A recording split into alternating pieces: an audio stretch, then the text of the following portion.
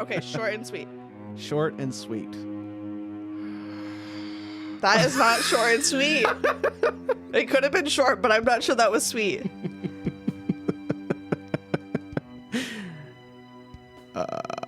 No. This is Chalk Outline, and I'm Katie. That was your cue. You can't spring that on me like that. We got to get it over with. That's how I work. We're winging it. We're winging it. Welcome to Chalk Outline. My name is Katie. And my name is Cody. Boom. Let's go on. Well, who are we talking about here? Perry Smith and Dick Hickock. Did I say that right? I guess. I don't know how else you'd say that name. I think there's only one way. I'd still screw it up. Or Richard. I mean, I was expecting Richard. The Dick caught me off guard. I was expecting that you would expect Richard. The book always refers to him as Dick. Oh, well, wait, which one had the alleged rumors that they got close? What are you talking about? Didn't you read on the internet that they were allegedly like, boop, boop? No, I don't remember that. No? I don't think I read that. No, really? I mean, there was a rumor that they may have been romantic. One of them, I think it was Hickock or Smith. I don't know. I don't know. I'm disappointed in myself for not finding that. I think what the book says is that Dick was really into just like wasting what little money they had on women. And then he got, this is like getting so ahead of myself already, engaged in parentheses. No, quotations, sorry. Not parentheses, engaged to 2 women while on the run. I don't know. There's probably room for his BFF Perry. There's room for a guy in there. No? Okay. There could be. Whatever. I don't know. I didn't see that. All right. Should we talk about the people first or the family? It doesn't really matter to me. I mean, I feel like it makes sense to talk about the people first. Okie dokie. Do you want to start it off? You pick which one you want to talk about, and I'll talk about the other one. Okay. Well, my notes in order start with Perry. Okay. So I'm just going to do that. Perry Edward Smith, full name. He was born in Huntington, Nevada in 1928. His parents were rodeo performers initially. Unless you have something different and that's catching you off guard, I don't know. No. I have that. Okay. So they end up moving then to Alaska. Wait. You're going to skip over the fact that both of his parents had wild nicknames? I honestly didn't put it in my notes. All that's come into my head is that his dad was like Tex or something. Tex and Flo. How is that wild? I was like, whatever, don't care. Well, okay. So who has 2 parents that have just well-known enough nicknames for it to be documented? Is that not weird? I don't know, like Sonny and Cher. Okay, well, I thought it was neat. And then you just flew right past it. And that's how I function. Okay. Continue. All right, so they moved to Alaska. While in Alaska, I read that the parents were just making bootleg whiskey to sell there. Yeah. I mean, isn't that what you do in Alaska? In What the else are you supposed to do? 1920s, Yeah. everyone was doing it. Was it prohibition back then? I don't know. Let's not get into this No again. history? I think that's my favorite part is when I say history that's not factual. Anyways. I mean, neither of us are good at history, so. So just some real brief stuff then. My understanding from the internet is that his father was abusive towards the wife and children. Oh, he was one of 4 kids, should mention. So the mom ends up leaving the family, Flo. Well, no, sorry. Leaving the husband, takes the kids. They go to San Francisco. She was an alcoholic, so she ends up dying. Not that every alcoholic ends up dying. I mean, they do. You're right. Everyone ends up dying that we know of. She dies when Perry was 13 years old, so him and his siblings are placed in an orphanage, a Catholic one. He claimed that the nuns were abusive physically and emotionally. So I also read he had bedwetting problems, which to me, that is one of the indicators of being a psychopath. Those nuns will do that to anyone. So it's probably the nun's fault. Yeah. Not the alcoholic mother that died, not the abusive father, No, the it's nuns. The nuns. Yeah. So, okay. Then he gets sent to a different orphanage, and a caretaker there tried to drown him. Okay, nothing. And he eventually just goes back to his father. I mean, the drowning seems totally normal. Wow, okay. Guess I don't know what happens at orphanages. Wait, you weren't in an orphanage? Nope. Okay, fine. So he goes back to his dad. While still probably a teenager, I don't have a specific age, he had to go to juvie because he joined a street gang and was committing crimes. What kids didn't do that back then?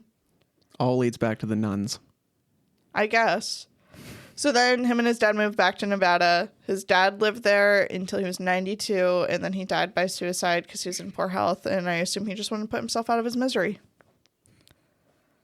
Can't really blame him. Anyways, it's a different discussion. He has 3 siblings.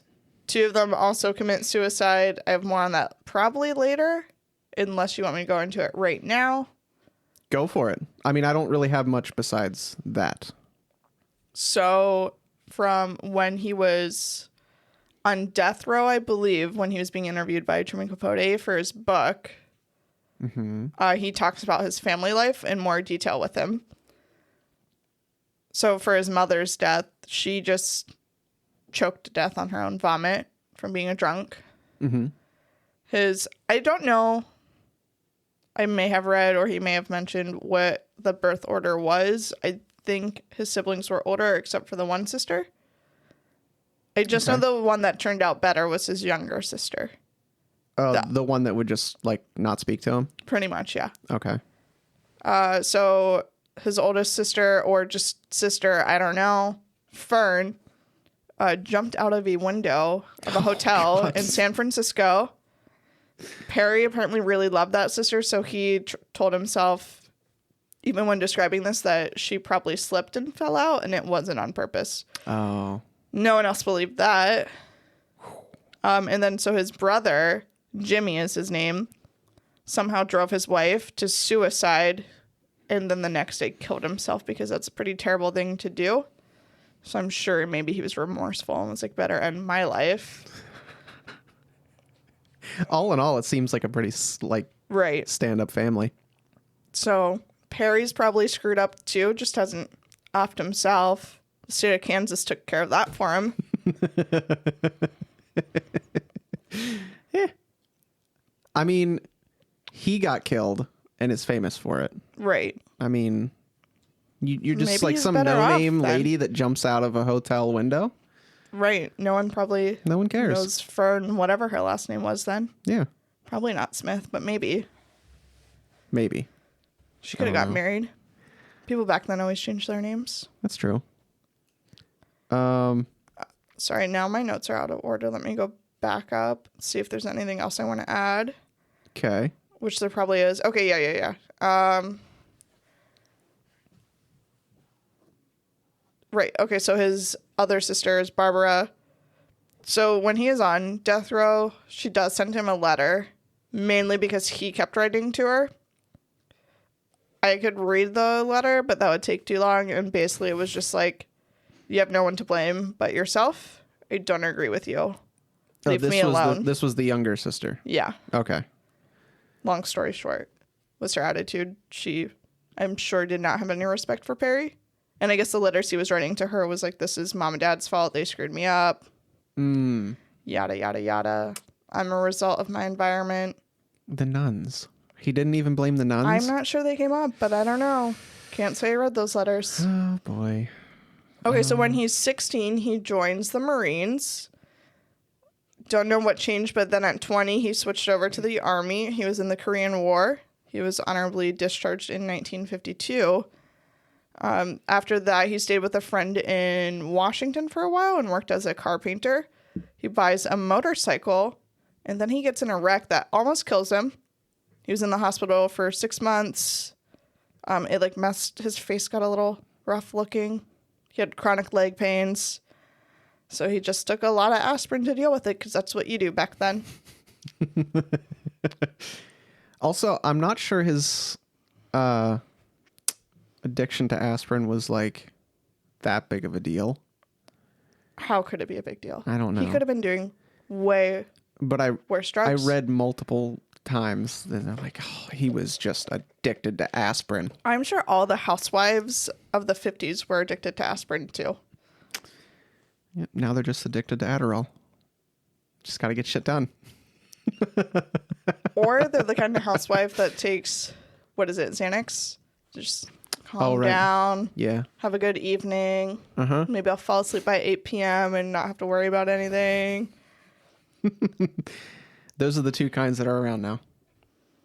Wait, which one are you going to be? Huh? If I'm going to be a housewife, I'm going to be living it to the fullest. So both?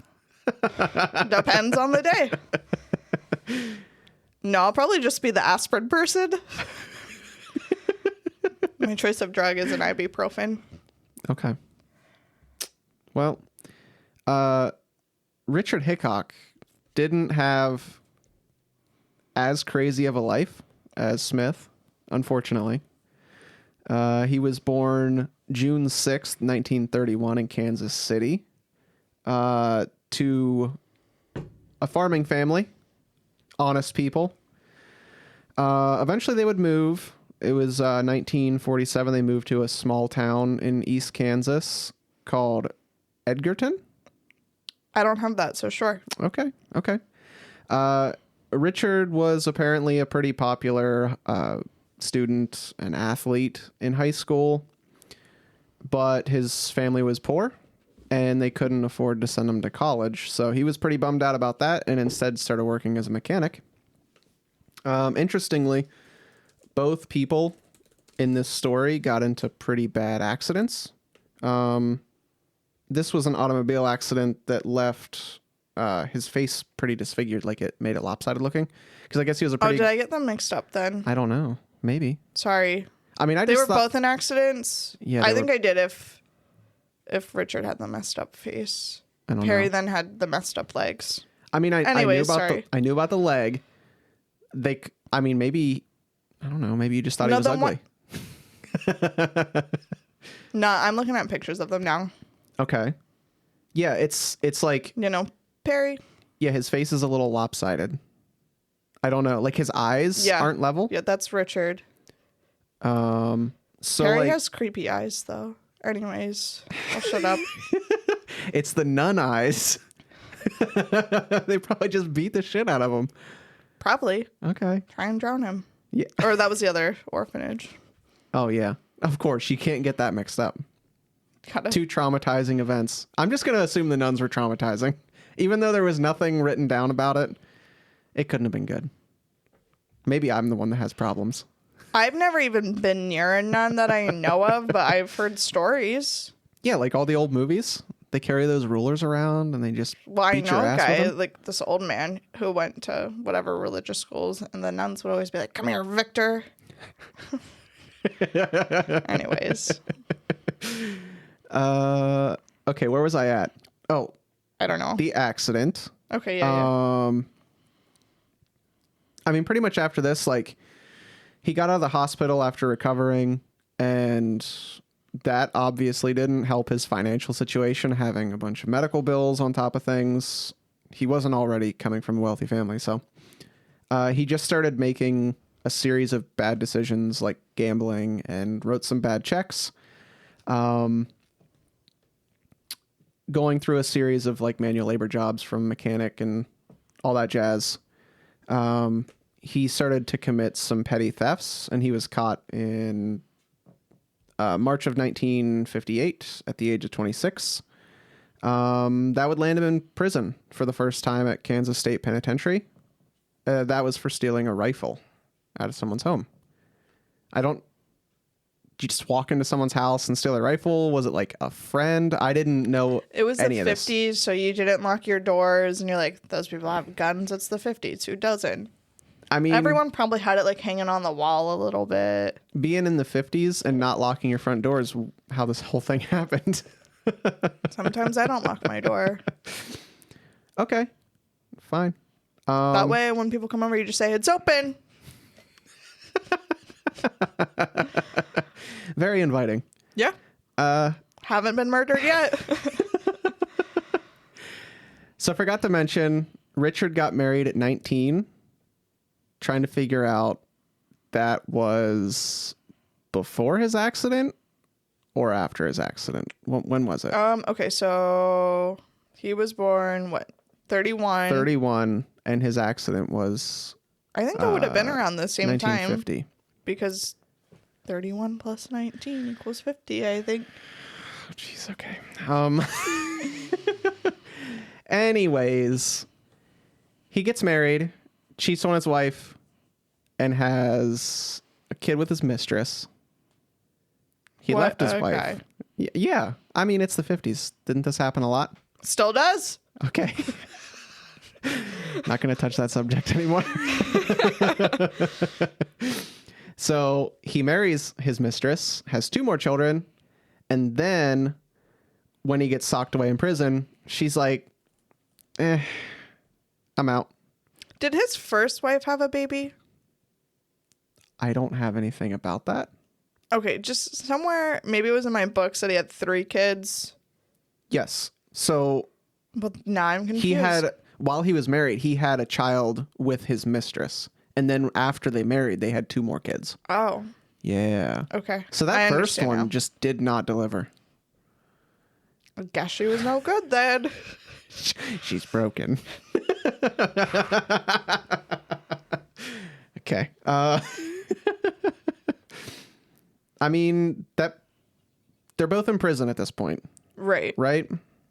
So do you want to talk about what happens a little bit? Like how things lead up to this infamous case? I think I just have it fairly briefly here. So I believe, and I might have to double check my notes, that it was Richard who was cellmates with Floyd Wells. Does that sound right? Let me double check. I have it somewhere here. I only have that they both met a guy named Floyd Wells in prison. Yeah. Okay, no. Well, and maybe it's a lie. Floyd claimed he never actually met Perry. He only heard about him. Really? That's what he claims from the book. It could be a lie. Everyone could have been lying. But yeah, so Dick Hickock and Floyd Wells were cellmates. For one of them, it was probably Floyd. I think Dick was his first cellmate. Okay. I don't know. I didn't know any of that. Whatever. They're all in prison. Just having Moral a great, of the story. They're having a great time. They're all bad people in prison. Hey, not everyone in prison's a bad person. Okay, well, you're right. At least 2 out of the 3 of these guys are. Okay. Floyd. Wait, what was he in for? Floyd? Yeah. I don't know. I have no idea either. I don't even know. If Like, I don't know if he was a real bad dude, but, I mean, he worked for the Clutters on their farm. Hold on. So I can't imagine it was anything... No, I definitely don't have it in my notes. Why Okay. Floyd Wells was in prison. Doesn't... I don't know. Maybe it matters. I don't really care. Would have thought that I would have looked that up before this, but didn't cross my mind. Yeah, whatever. Okay. So basically, yeah, Floyd Wells used to work for Herb Clutter. I feel like I read when he was like maybe 19, when he was a young lad, did farm work. I don't know. Okay. 19 could be a complete lie, but we're going to go with it. I mean, I just imagine Floyd Wells at this point in my mind. He's just this old dude, like in his 80s. Just a quick picture. He's like tall, like lanky. All of his hair is gray. He's like this wise old prison sage. That is not how I imagine him. Just dishing out this information. No. We think differently. It's really going to destroy me if he's like 30. Just some regular dude. He is not a looker, if I'm looking at the right guy. Yeah. So Floyd Wells, cellmates with Hickock, he talks about how he used to work on this farm for the Clutters. He said, they're a wealthy family. Mm-hmm. I'm pretty sure they keep a safe with like $10,000 cash in it. In the 50s, that's a lot. It was also a lie. Or No. Perry Smith and Dick Hickock really aren't good at looking through a house to find money. I mean, you're in a stranger's house. You don't know where to look for things. Did you rip down all the walls and lift up every floorboard? Sounds like a lot of work. Yeah, so why not just kill them and move on with your life? I mean, really, I'm going to like the bedroom closet and then I'm just going to give up after that. That's why I keep mine. That's where I keep mine too. Doesn't have 10 grand in it. Only 9. Wow. Mine has like, I don't even know, like my doctor records in it. Like, oh, okay. You're vaccinated. Good job. Okay. So, yeah, Floyd talks about the cash safe, and Dick Hickock is like, I want to steal that. When I get out of here, I'm going to go rob them. And then I'm going to go to Mexico, and I'm going to start a new life with $10,000. That sounds like the most original plan ever. Well, I got nothing. So I also have in my notes that Smith used to be Hickock's past cellmate. So I could be wrong, but I think at this point maybe he was already released and then Dick was getting out. Okay. Yeah, I know that Smith, he got released first. Right. I don't know. Everything was just like they met in prison. I never got the gist if they were roommates. Just casual Hey, you roommates. want to be my roommate in prison? We get a say in this. Yeah. I mean, it was like a month. They got out like a month apart. All right. Well, anyways, Hickock was like, my good buddy, Perry Smith, will help me rob this family. I know just the guy. And then I don't know where I have it in my notes, but probably under somewhere about Perry. Yeah. So he was like, I could do that, but my other friend from prison, Willie J, is getting released. I'd kind of like to go see him. But he just missed Willie J. So he's like, all right, guess I'll go rob that family with you then. I don't even know who this Willie J guy is. I looked nothing up about him, but he was also in prison with them. Okay. And he was getting released at about the same time. This must be from my book. I don't know. All I'm getting from this is if you just want to find some friends that will really go through some stuff with you, you got to go to prison. It's working out for everyone in this story. Is it though in the long run? I don't know. I mean, maybe. Depends on how you want to live your life. Well, Smith and Hickock got to be on death row together for a few years, so. Doesn't sound half bad. Everyone knows who they are now. That counts for something. I don't know. No, okay. All right, but yeah, so Smith is like, all right, yeah, I'll go to Kansas or wherever, specifically in Kansas. I guess that he's probably already in Kansas. Mm-hmm. And he's like, all right, there's no Willie J. Guess I'll... Plan B. Yeah, plan B. Let's go rob some people. And that will probably lead into them going to murder the family. Mm-hmm. Unless you have anything else. No, I mean, I'm pretty sure you have more information than I do because you have that book because you're a cheater. I don't see how that makes it cheating. No, but I mean, like, the killing itself felt, I don't know, maybe it's just looking back on it. It's kind of bland. Like they walked in through the front door at night, obviously. What other time do you go to steal a safe? Broad daylight? I think, or I assume they didn't originally plan on murdering the family. No, I don't think so. Because they went straight to Herb first, right? Herb. Herb? Herb. I think it's Herb when it's a name. Listen. And when it's something a produce department sells, it's Herb. Herb Clutter. I'm sure he got that joke in school all the time. Maybe. If he even went to school. Yeah. I don't know. He's a farmer in the 50s. Also, that's not, it's a stereotype you shouldn't be just throwing around. He's an old white guy. Those are the ones you can make fun of. I'm not going to say anything. That's what Tom Segura said. That's fair. He's fair. A honky. He called me a honky. I'm sure that will piss someone off. Okay. Are you talking now? I mean, I can talk for a little bit. Okay, and I might have some extra details about the family. Okay, I'm just going to go broad strokes. Okay. They just waltzed in the front door, carrying a shotgun and a knife, probably some other things, but those are the two important things, right? What else do you need? Okay.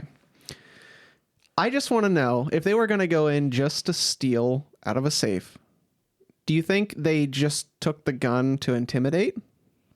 Well, how are you going to get into the safe? Do you think they just thought they could shoot the door, like the little lock part off? I mean, I know it's in the 50s, but I'm pretty sure that safes were more secure than just shooting the lock off at this point. I don't know how safes work. I don't know either. But how are they going to get into the safe? So, okay, so you take the safe with you. Huh? You got two guys. You can carry a safe. You just take it to someone and then you just what if torch it open. They'll just took the safe and then it's like family pictures. Here's the kids as babies. That would be depressing. Who the fuck puts family pictures in a safe? I don't know anyone that does that, for the record. I'm just saying. If they did that, they probably did deserve to be killed because they're probably psychos. Well, we'll never know because they couldn't find the safe. That's fair. They might not even had a safe. I bet every family like this had a safe back then. Maybe. I don't know. But anyways. So they just waltz into the house in the middle of the night. Everyone's sleeping. And they find Herb Clutter. Mm-hmm. And they tie him up. And they're like, hey, where's this money? I guess he coughed up a little bit, like $50. Yeah, I think the book said they made out with $40 to $50. Okay. And from what I read, Herb was known to never carry cash, which was part of the problem. Yeah, he just paid for everything with checks. That's frustrating. Who now that's does frustrating. That? I don't know. But they took his money and they didn't believe him, I guess. So they just proceeded to go around the rest of the house and tie people up and gag them. I guess that just seems like it makes sense at that point. Sure. I guess they're just checking all the rooms. I mean, yeah. Do you feel like you don't want the family to attack you? And you think, oh, I'm going to threaten this guy's manhood. I want to tie his children and his wife up too. Maybe then he'll tell me where his money is. But I mean, did you check my daughter's purse? Only because they did check her purse. It's probably 2 pennies in there. How much money did a kid have to carry around then? Let's see. She was 16 years old, and I think she babysat sometime. You probably got paid a dime back then for that. Maybe. But she was probably blowing it on fountain sodas. That's what all teenagers did in the 50s. I mean, after all this, they couldn't find anything. So they just started shooting people in the head. I don't know how it escalated that quickly. Well, first, they slit Herb's throat. Yeah. He was the only... And then they're like, boom! Just like that? Probably not just like that. My little shotgun attempt was really poor. Yeah, so everyone was shot in the head once with the shotgun, except for Herb, which had his throat cut, and then he was shot. I believe that was the order. Could be wrong. I wonder why would you they slit did that? someone's throat after you already shot them in the head, Maybe you just really got to let some stuff go. To have a reason to use that knife? I guess. I mean, you have a perfectly good knife. Yeah. May as well use it.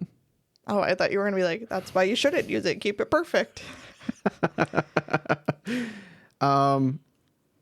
Did you read anything about allegations of Hickock attempting to rape Nancy before he killed her? Yeah, I think from what I read, though, they confirmed that he did not rape her. Okay. And what I read was that Perry prevented him from doing so. For all the things that he did messed up. But then he's like, I'm going to kill him. He's like, you can't rape her.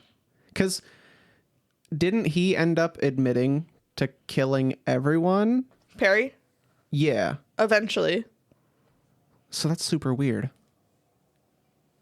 He was okay with murder, just not rape. Well, okay. We probably need more men like that. Let's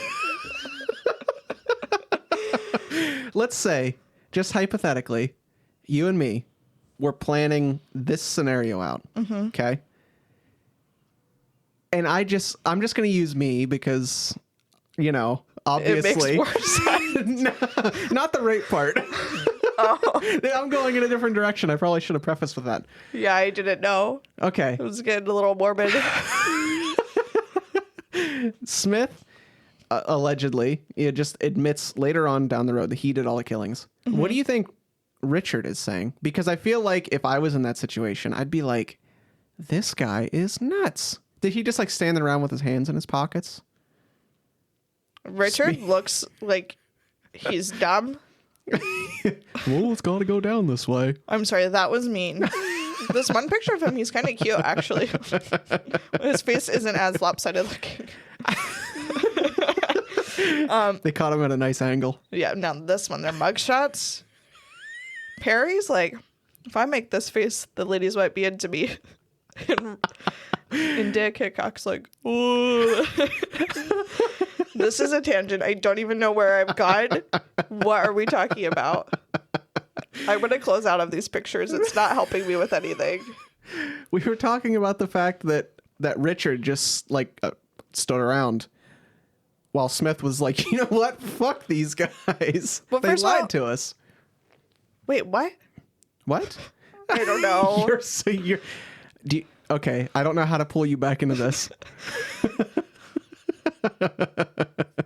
I don't know either. I never finished my thing with like you and me planning something. Let's scratch that idea first of all. Yeah, it comes back to the same idea.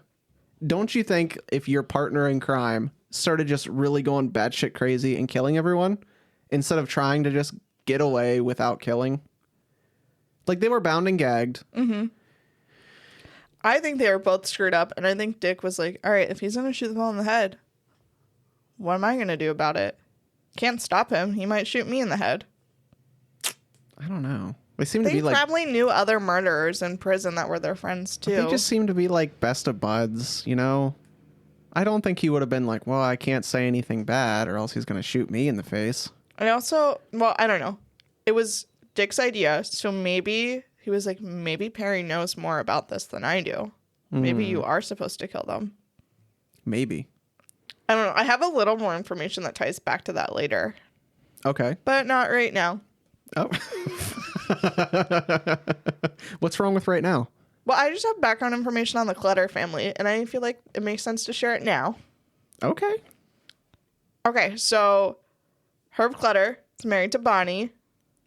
They're in their 40s. They have 4 kids, but only 2 are living with them at the time.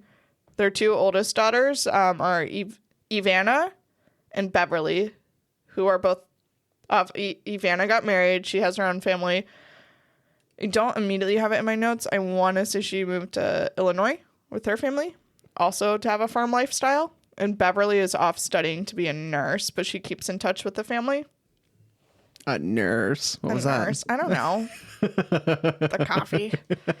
So Bonnie, I don't know what you may have read about this. The book goes into it. She most likely was just severely suffering from clinical depression. But it was very back and forth with what they believed and what town folk thought it was. And probably no one really knows. Back then they didn't know. Right. They're like, oh, she's gone. She was, though, a psychiatric patient for, I think it was like 6 years until her death. Like she would go in and out of that. But towards the end, one of the doctors told her she was just suffering from spinal pain and had something messed up with her vertebrae. And if she got surgery, she would be normal again. Oh. And maybe that's doctors refusing in the 50s to believe in mental illness. I mean, they said that about lobotomies, too.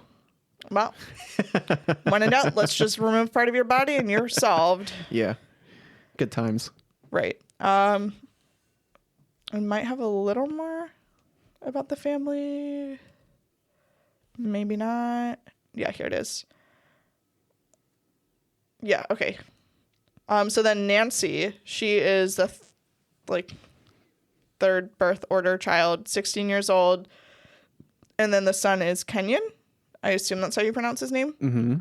Which, is it rude to say that seems like a strange name? I don't know. Okay, well, it seems strange. Okay. And he Judgy. was 15 years old at the time, whatever. So yeah, Nancy and Kenyon are still living at home. Nancy was dating a boy named Bobby. Herb Clutter was like, he's a nice boy. But don't you think maybe you should try dating someone else? You've been dating this boy for like 3 years. Wait, that's what a father wants? Like a reliable guy for your daughter. I don't know. No, I think that is based off her diary. Okay. Saying like, Dad thinks that I should see someone else. Well, I guess I have a line here, not necessarily a quote, but he just didn't want her to have to settle. Oh, okay. You know, she's 16. Yeah. You got to get out there. Maybe he was a little progressive for his time, you know? I mean, it sounds like it. Yeah. And now in my notes, I told myself to read a quote from page 50. Okay. Only because it's funny. It's about her boyfriend. Okay. Basically, he asked her to a school dance when they're like 12 years old. Mm-hmm. We were both 12. My dad lent me the car and I drove her to the dance. When he's 12. That's the 50s for you. Yeah. I just thought that was funny. That is of no importance to anything. I mean, I appreciated it. Yeah. So. Just so you can get a feel for these people. They're just some nice quality people. Yeah. What do they call it? Like salt of the earth people. Never heard that expression before. Okay, whatever. That's all I really wrote about the background of the family, I guess. Okay. Spelled Kansas wrong here. Who doesn't go through and spell check their notes? Me. Okay. All right. So everyone's dead and they're on the run. Uh-huh. They stay in Kansas City for a minute, and then they end up looping around, going to Mexico, California, Nebraska, and then they get caught in Nevada, right? Sounds right. I didn't put a detailed of where all they went. Besides, I think I have a bit about their time in Mexico. Okay, I don't have anything about any of their time spent anywhere besides there was a short time when I lost it. One of them stayed at home. Oh, it was Richard. He stayed at home for a minute, and he had the shotgun, and they actually found it. An agent found it, mm-hmm. and that was the shotgun that they used. But I guess they were really pinned down. They must have been idiots. Get rid of the murder weapon. Probably should have left it in Mexico or something. Yeah. Well, weren't they pretty much caught just by a boot print? Why wouldn't you get different shoes? Because Dick kept spending all the money on booze and women. Floyd Wells also ratted them out. Yeah, for a little bit of money. Maybe that was his plan all along. Maybe that's his thing in prison. So I think he was also interviewed I have that to kind of end my notes a bit. But he said he just immediately knew once he heard that it was them. And he always thought highly of Herb Clutter, so he couldn't live with himself knowing if he didn't share that information. But I'm sure they were also he probably should have shared that sooner then. Maybe he thought they were all talk when they said they were going to do it. I guess. I don't know. So I have information on how the family was found. Okay. I have very, very little on that. So Nancy's two friends, also Nancy and Susan. It starts with Nancy. So they were I guess, murdered probably early, like, middle of the night between Saturday and Sunday. Yeah. So it was, like, the Clutters would never miss church, basically. Mm-hmm. And they're not at church.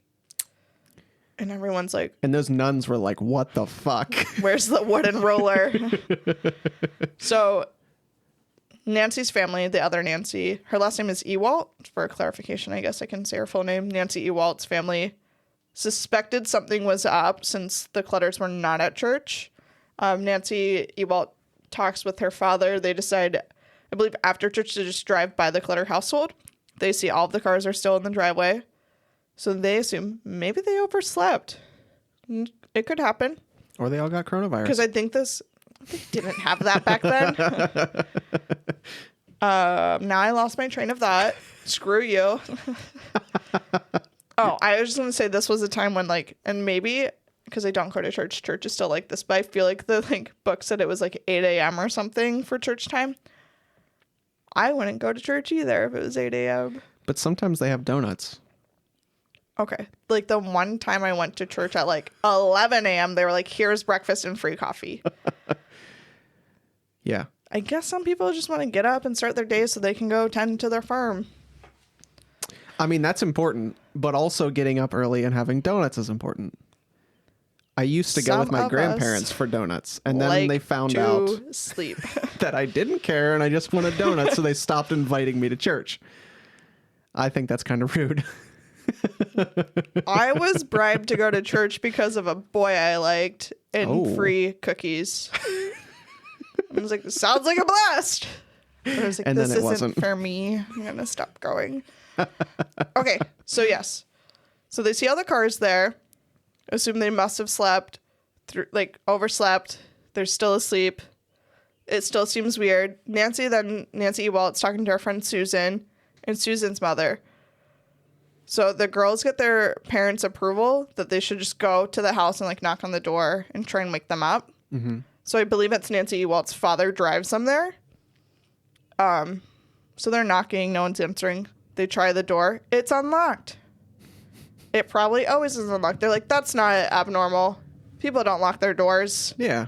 So the girls just go in. Now, I feel like this is something you say after the matter when you're being interviewed by cops. You're like, oh my God, there were no dishes out, so we knew they didn't have breakfast. Like, no, I cannot believe that's what you notice first. Yeah. I don't know. Who's like, let me look at the kitchen. Nope, they didn't have breakfast. That's weird. I don't know. Maybe I should stop being judgmental. But what they do see is Nancy's purse was on the floor. Which is probably because Perry and Dick were like, let's see if she has any money in here. And then they just threw it on the floor. Makes sense. So they thought that was weird, but they're like, we're just going to go up to Nancy's room. Okay. Sure. Why not? Why would you go up to her parents' room? Well, actually, I also read that Herb and Bonnie had separate rooms because of Bonnie's most likely depression. Yeah, because the boys were downstairs. Right. Yeah. So anyways, they go up to Nancy's room. Nancy is dead. Wah, wah. So Nancy Ewalt realized it first, runs out of the house screaming at her dad. And the other friend at first, like, she was just must have been in disbelief because she's like, no, it's just like a nosebleed. No, Nancy was shot in the head with a shotgun. She's dead. It's just a nosebleed. It's fine. So then Nancy Ewalt's father goes in the house because he's like, I'm just going to call an ambulance. I don't know what's going on. Something bad happened. The phone lines were cut, though, so he couldn't. Oof. Yeah. So I guess Perry and Dick were like, we better cut the phone lines. I assume maybe they did that before they entered the house.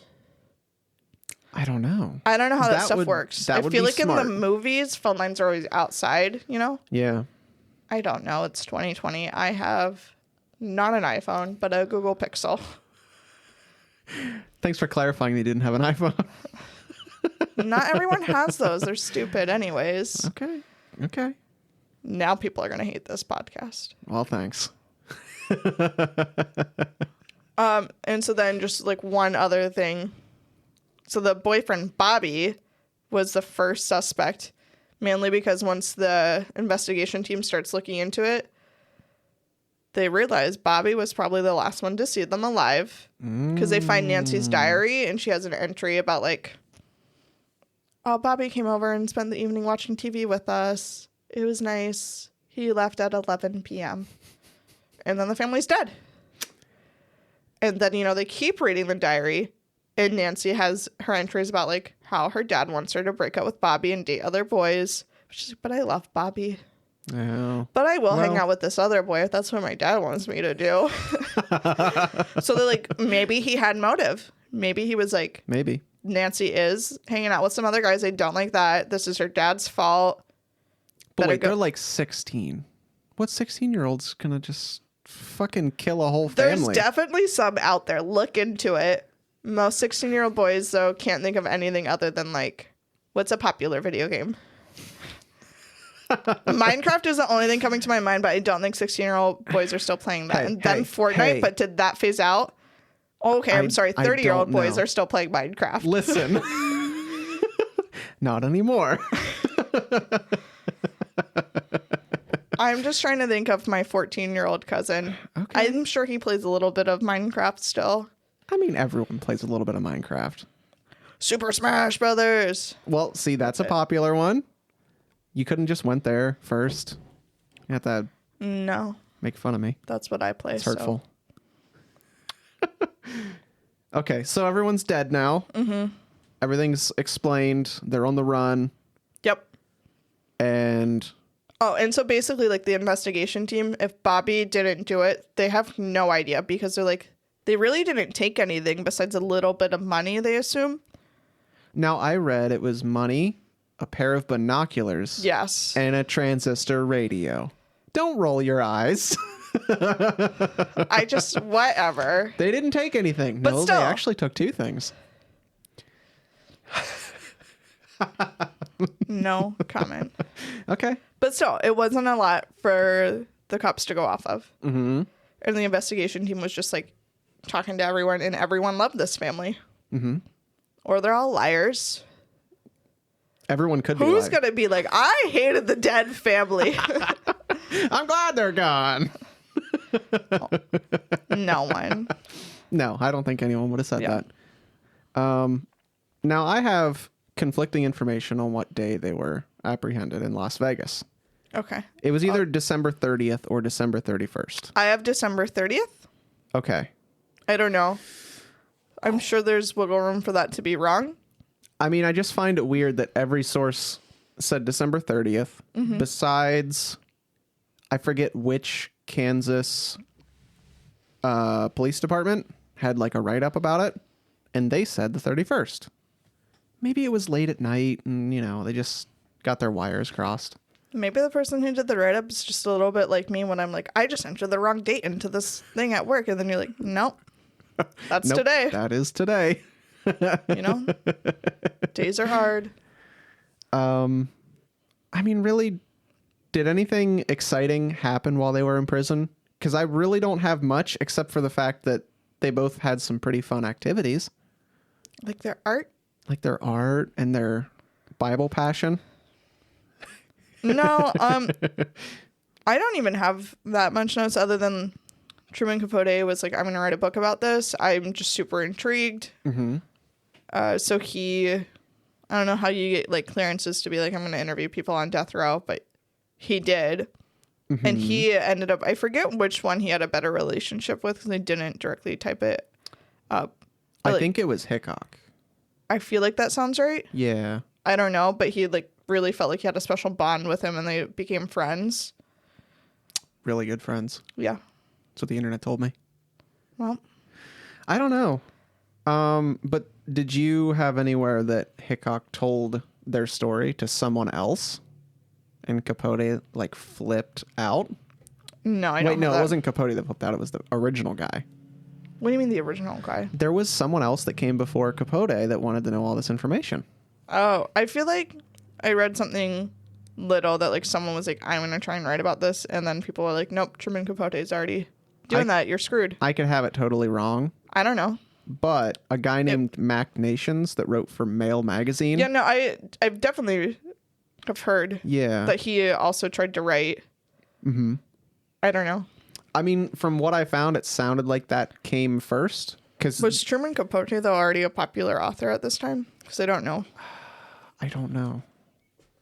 Because I feel like you have to have some kind of weight to be like, I'm going to write a book. Can I just spend a whole bunch of time with these people in prison?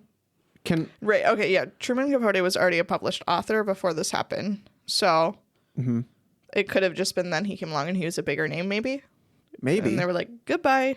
I mean, it doesn't seem like anything came of this, but the guy that wrote in the magazine was like, hey, you can't do this or you lose all of your... I guess Hickock was going to get kickback. I don't know why you need kickback whenever you're on death row.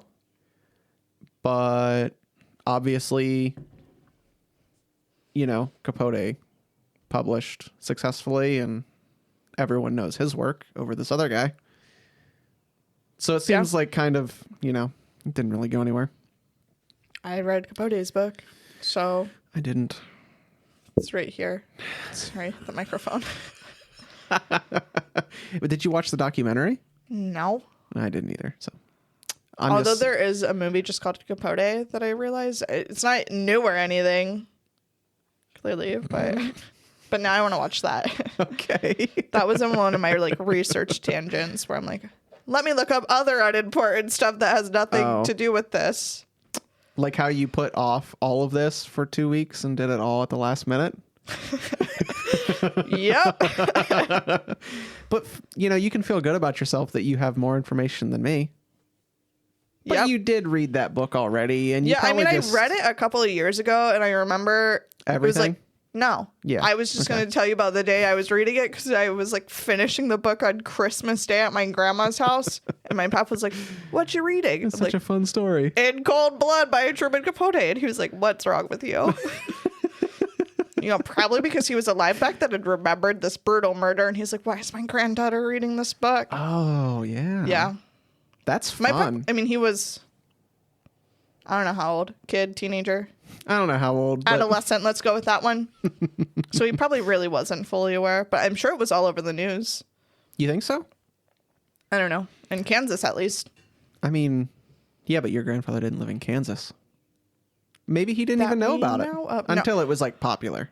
When at least however many years ago on Christmas Day when I was reading it, he was definitely aware. It was like, what are we going to do about her? I was like, don't worry about it, Pap. It's fine. So I guess while they're in prison, Smith was just some kind of an artist.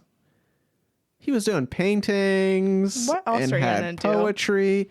Well, if you're Hickock, you're just some outstanding worker, I guess. And he was a very social guy, and Smith wasn't. Which I could have seen that. But I don't know. I don't know. Like, are the paintings that he did in prison out there anywhere? Because I know some of his poetry is. I've never looked into it. Couldn't tell you. I'm sure though the state was like, we better burn this.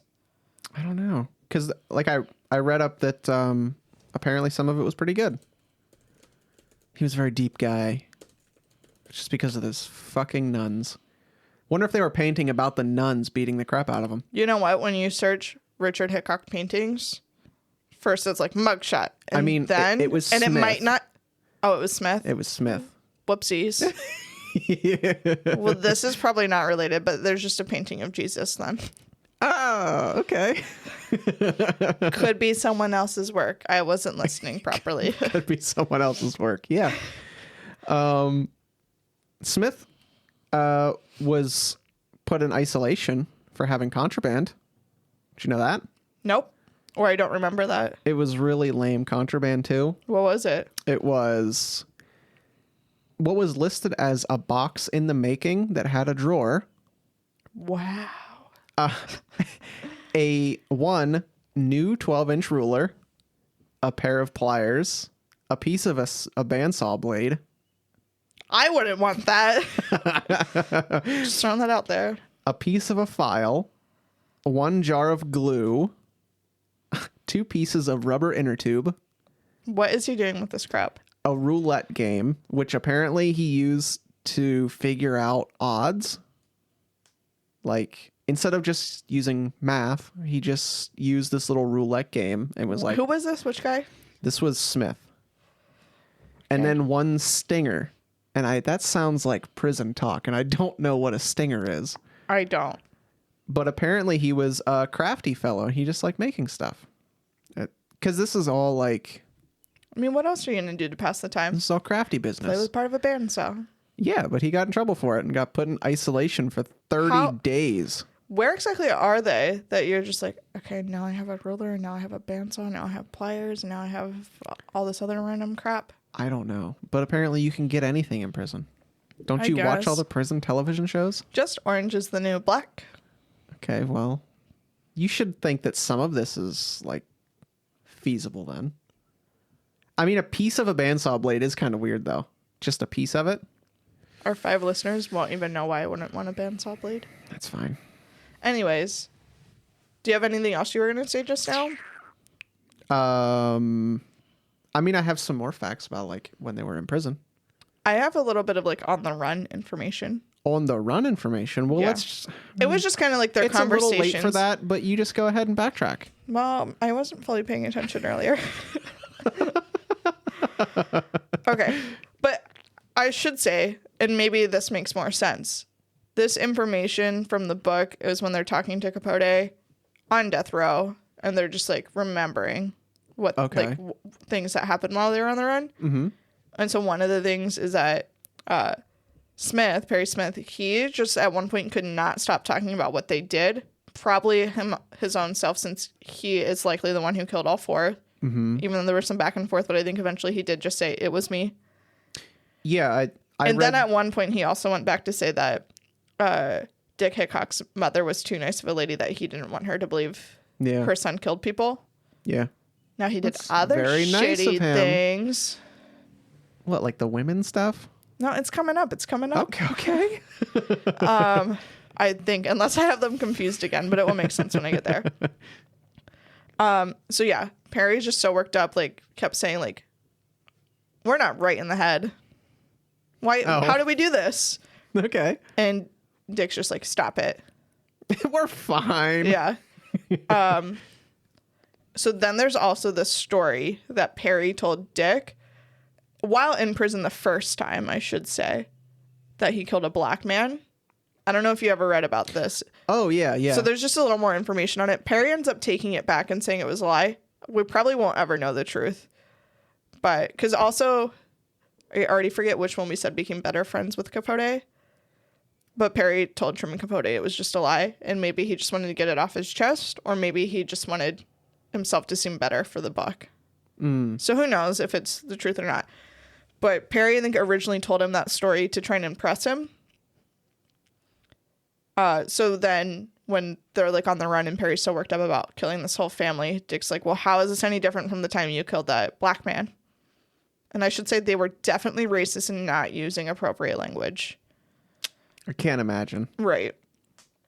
Perry just said, well, it's different, again, because he's racist. Killing one black man is not the same as killing a whole entire family of white people. Mm-hmm. So he's just undervaluing that man's life that he possibly killed. But at this time, he's definitely leading Dick to believe he already killed a person. Okay. So he just keeps saying, like, there's no way we can get away with this. So I assume if this is all the truth, Perry's just having remorse about killing the family. It sounds like it. Don't know. And Dick's just like, shut up. Get over it. Could be in a baby. Right. So, okay, yeah. So this is where I have notes where Dick is the psychopath then. Okay. Perry recalls that while they were on the run, if Dick would see a stray animal, including dogs, he would just, like, hit them and run them down and be like, oh, look at it get splattered. Wait, what? Yeah. And maybe that's not true. Maybe Perry was just trying to make Dick seem awful. That's... Don't know. That's probably worse than killing a whole family. I think I agree. How could you kill a dog? I don't like that. Me neither. Okay. My notes then, it's just all capitals. Psychopath. Jesus. That was my feelings. So I have a little bit of information then about their time in Mexico City. There's this whole period of time where Dick's like, we should sell the car and get cash for it. Lots of cocaine? No. Oh. Perry's like, he's going to buy booze and women. So sure enough, after he buys the car, a few days later, they're almost out of money. And Perry's just like, eh. What can you do? But so also at this point, and I don't know the exact timeline, Dick had proposed to 2 women there. One was an 18-year-old girl, and one was a 50-year-old widow. Oh, my God. Yeah. But anyways, because of this widow, who he must have been charming, he's like, can we borrow some money? And she's like, here you go. And so then they use that money to buy the bus tickets to get to San Diego. Oh. And Perry did think about, like, maybe I should separate from Dick. Mm-hmm. Because he was having problems with Dick's lifestyle. Even though Perry's the one that killed the family, he didn't, like... This guy is out of control. But I think his... Like, I don't know. I think he overall just felt like they should stick together since they weren't it. I don't know. Well, he went with him. I guess. But I think splitting up would have been the smarter move. If someone sold the car we were sharing for booze and women, I'd been like, fuck you, goodbye. That's fair. Oh, and then this was the information I wanted to come back to. And then I'm almost done talking, I think. Which is just that it was on November 17th in 1959 when Floyd Wells was still in prison. And he was just like listening to a news broadcast on the radio. And that's how he heard the Clutter family had been murdered. Oh. And the officials were like being like, and we can't find a motive as to why this family was murdered. So. And he was like, shit. This was the moment, though, that Floyd claimed he had never met Perry, but he knew that Dick was like, yeah, my good buddy Perry, he'll commit this robbery with me. Floyd was really nervous about wanting to share the information because he thought he would be related somehow because he was like, yeah, they have a safe with $10,000. He gave them the idea, which debatable. I mean, if Dick wasn't like, I'm going to go steal that. Right. I don't know. Eesh. They were probably just like shooting the shit in prison. What else are you going to do? And he's like, I used to work for this rich family.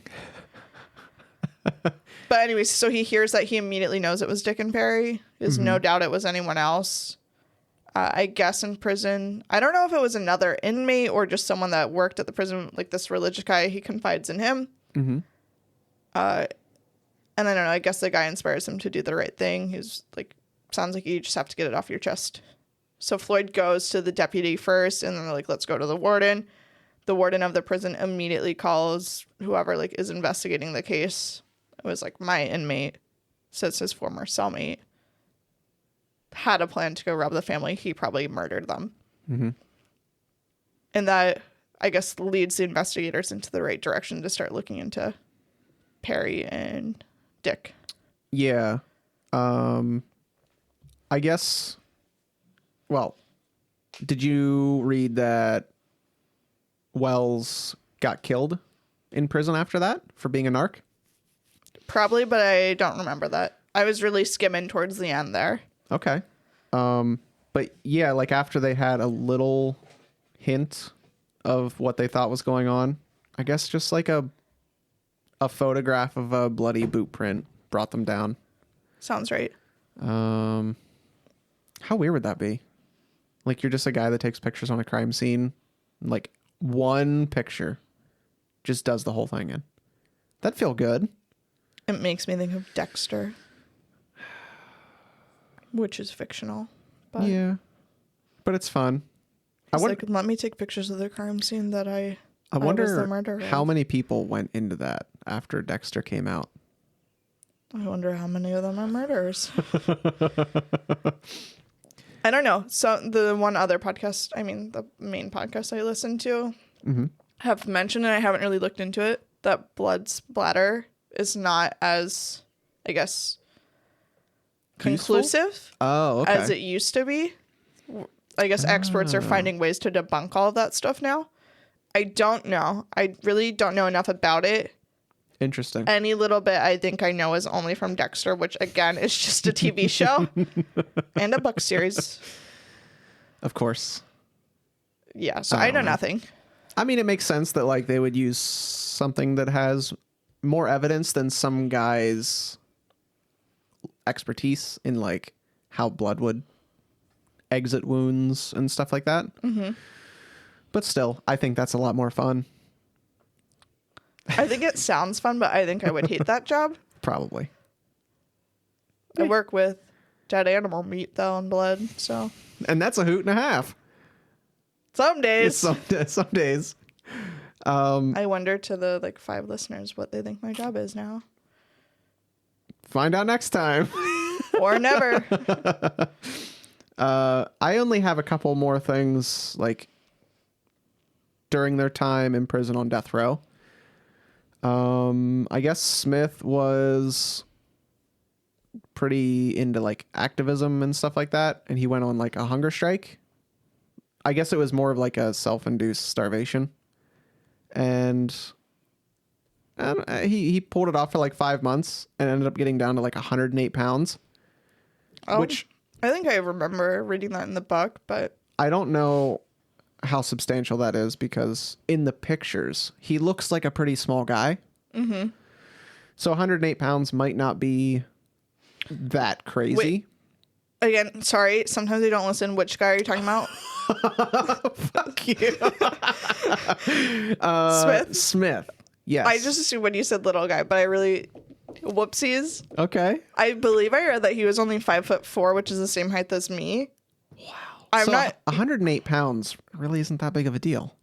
Right. I mean, I feel like after being a 5'4" man is probably going to be heavier than me. Yeah, but it's... I, without saying my weight, don't necessarily weigh too much more than that.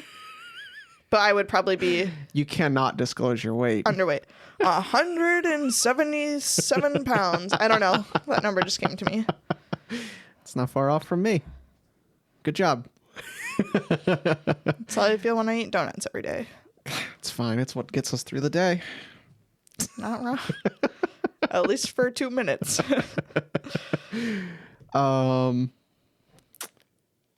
Okay. I think I have...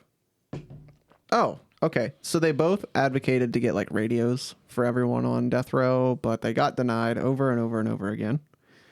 Apparently one of Smith's paintings, he wanted it to be of the warden and his wife. Weird. I guess.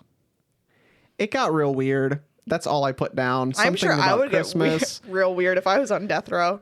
But also, they had the same last meal. What was it? Spiced shrimp, French fries, Okay. garlic bread, Yeah. ice cream, and Sure. strawberries with whipped cream. No. Strawberries weird They me had out. me at... I like a good strawberry, but that is not my last meal option. I want something that's going to clog my arteries and kill me before I get executed. Exactly. I have a lot more respect for the guys that are like, I want 4 buckets of KFC. That's pretty close to what mine would be, I think. But I guess when they were, right before they were hanged, their last words were, they were both... Oh, I have that, I think, somewhere. Basically Didn't the being one be like, no? Well, so Perry Edward Smith kind of followed the activism route, and he was like, not cool, man. Yeah. Okay. I was going to say one was like not about capital punishment. Yeah. And Hickock was like, I understand. I understand. You're sending me to a better place. Because, oh, I forgot. He was in like a Bible study thing because he couldn't go to church. What a loser. Because soul cleansing or something. I don't know. But the actual quotes from Smith would be, I think it's a hell of a thing that a life has to be taken in this manner. I think capital punishment is legally and morally wrong. Mm-hmm. Whereas Hickock was, I don't have any hard feelings. You're sending me to a better place. I wonder how I would be. I don't know. Probably say like, F the man. I mean, Hickock was probably like, you know, my life was ruined whenever I was like 19 anyways, so fuck this. And Smith was like, how am I going to write more poems, man? I don't know why I'm using that voice for him, but... It makes sense. It's fine. But yeah, they were both hanged, right? Yes. That's the They way to go died out. pretty close together, too. I think one was at like a little after midnight and the other was a little after 1 a.m. or something. Yeah, I think it was like a half hour apart. Yeah. You know, they just got to clear the body off and reset things. I guess. It's just like a mousetrap. The only little final note I have, no, 2 final notes, was also once they got caught, they both kept kind of lying at first. And then the detectives like called their bluff. Naturally. And then eventually it was Dick he first was like, Perry killed them all. I couldn't stop him. And then that was the little back and forth. And then eventually Perry was like, yeah, I killed them all. Let's be honest. He was a little man. Because I feel like Hickock was bigger. Just from the pictures. He looks like a taller guy. Yes. I don't know. It's just weird. Okay. The other little note I have is about, so that other murder that. Oh, right. The other one that there's suspected. Yeah, so their bodies were exhumed in. Why did I not put the year of this on here? I don't know. It must have been maybe like 2010 because I wrote 50 years later because I definitely read that from the internet or something. Okay. So if it was like 1960. It was something. Maybe it was later. I don't know. At one point, not that long ago, in the past like 10 years or so, so whoever was trying to solve some old cold case, which took place in, is it Osprey, Florida? Yes. I don't know. I've never heard of that place. But there was a couple murdered, Cliff and Christine Walker, and also their children. I don't really have any details on that murder other than there was evidence that they possibly went to Florida during their time on the run after they killed the Clutter family. Uh-huh. That was never in the book that I read, so I don't know. I mean, it seems like they were in the area, so they must have done it. And I don't know the timeline, but they were given a polygraph test, which cleared them of the murders at the time. Mm-hmm. So I don't know if that's like while they were on death row or something. They're like, hey, did you also kill this family? Yeah, it was after they were definitely on death row. Right. In today's world, the polygraph test, like that is not a valid way to clear someone. Right. So at whatever point they exhumed the bodies, they tested their DNA because Christine Walker, they found semen in her pants basically. So they wanted to compare to see if one of them raped her, which maybe made sense since was it Hickock that possibly wanted to rape Nancy? I mean, it sounds oddly like identical. Right. And that's, I don't know. But basically they couldn't match the DNA because they could only get like a partial bit of DNA from the exhumed bodies because, you know, like they've been in the ground for so long. I don't know how DNA testing works. Yeah. But it couldn't prove or disprove. Investigators still believe that they're the most like likely suspects for that murder. And that, but I assume it hasn't been closed. It's probably still just a open cold case. Yep. That's unfortunate. That's all I got about that. But maybe they did it. Maybe. But if they did do it, isn't it a shame that they're not getting credit? So this is why I think that, and I have what am I even saying? I don't know. I feel like if they did it, you would think on death row they would also just admit to that. Yeah. Because they're already caught. They may as well. You would think at some point, like, bolster their... if they already were questioned for it at this time, that maybe when Truman Capote is interviewing them, he would bring it up. Right. I really don't. I didn't recently read the whole book in cold blood. I just skimmed it over. Mm-hmm. So maybe it is in that book somewhere and I don't remember and I missed it. Can't confirm. I don't know. Oops. But someone got away with a good time. Though, if Perry's like, yeah, I killed each member of the family, he would also be like, yeah, we killed this family too. Let me get that off my chest before you kill me. Like, what more punishment can I get? You're already going to kill me. Maybe. Or there's the other satisfaction of never being caught for at least something. Maybe. I don't know. They were that good. I don't know. There's like two sides to it. But I think that you're right that you would probably just own up to it. I don't know how people's minds work, I guess. And just make your legacy. I'm just guessing. Yeah. Yeah. Well, I don't have anything else. I think I covered everything that I had pretty much. Yeah, I feel like you carried this one. Good job. What can I say? I'm great. I just don't always remember to listen. It's fine. I'm used to it. Yep, that's a daily thing for me. So we just abruptly end this last time. And Goodbye.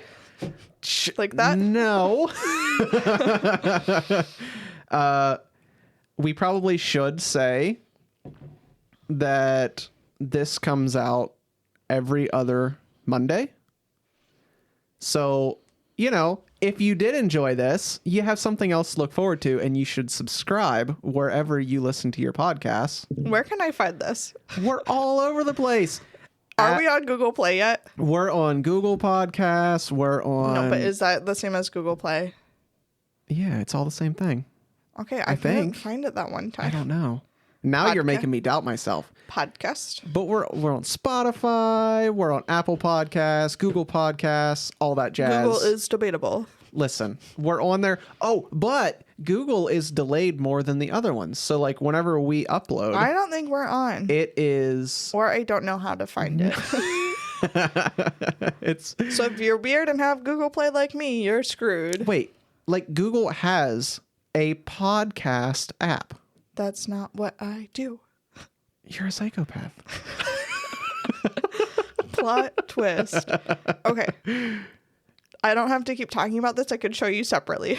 Okay. That's probably a good idea. No one cares. Because, okay, so also. Sup.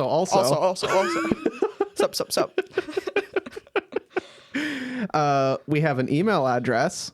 We do. chalkoutlinepodcast@gmail.com. I'm going to send us an email. If you have any feedback or anything like I that. can't handle the harsh criticism I deserve. Or you have a fun story that you'd be like, hey, you guys should look at this. Or a Twitter. I don't really know what I'm doing. Did you make a Twitter? Yeah. I was going to propose we probably should do something a little social media-y, but Yeah. I don't know how Twitter works. Twitcher? Tweeter. Get your twits out on Twitter. But yeah, that's at Chalk Outline Pod. Yes, at Chalk Outline Pod. Okay. So I'm not going to follow us because screw having social media.